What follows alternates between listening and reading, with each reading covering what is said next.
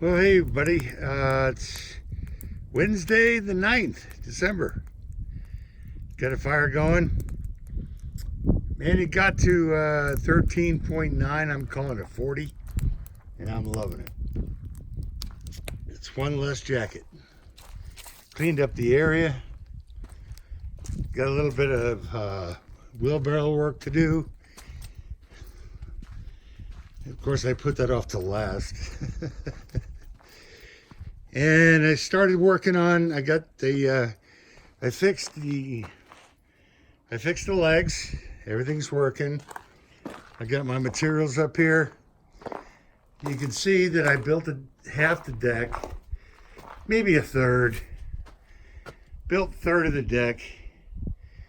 Got the Jenny in its new home. And then we got water over here. And I got to come out. And I'm looking at this thing, going, it's the exact same height for a 2x10 from what I got going on. But I can't attach anything to the poles. So we're going to see how that works out. But now I've got this whole area open. And it's going to be motorcycle parking, water distribution, fuel, and I park over here on the side. And I got so much material left over. But I'm gonna run out. By the time I get to the end of the bumper here, I won't have any more materials left. So that's fine. That's all I need. I can move these. Once the bike's gone, I can move these around. And when I back in, I'll make something. And now me and my neighbor, we're talking about renting a Kubota and fixing the road ourselves. But we'll see how that plays out. I talked to my friend, because I made a few friends up here. And I told him, I said, man, I need a job. He's like, all right. I said, because you know as well as I do, I'm not going to find anything until I meet somebody local. He goes, oh, no, I'll help you. I said, well, I'm going to get my resume together tomorrow, give it to him. He says he might get me in the post office. He's going to see what he can do. 90% of the time, you can only get in by somebody who recommends you. So we'll see what happens. That would help.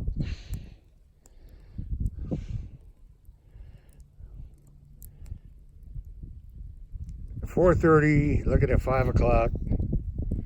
It gets dark soon. I got to show you what I'm doing before it gets too dark. And then the temperature starts dropping. But it's a good day today. I had to do a few maneuvers. I had to sell a few things. I got the confirmation today. Money will be in my account tomorrow. I hate doing that because that was my retirement money. But until the clown posse, all due respect, Trump ain't doing nothing on his way out. He's realizing he's like a spoiled child. He's realizing he ain't going to win. So he's not going to do anything. People are suffering. People I know. And it's sad. And I don't tell them what I got. I don't, I could sell gold and silver and I can get a few bucks and keep pushing on, but that's me. A lot of these people, they're just barely getting by, man. So it hurts my heart. I don't know what to say about it. You know, obviously Pelosi is all political.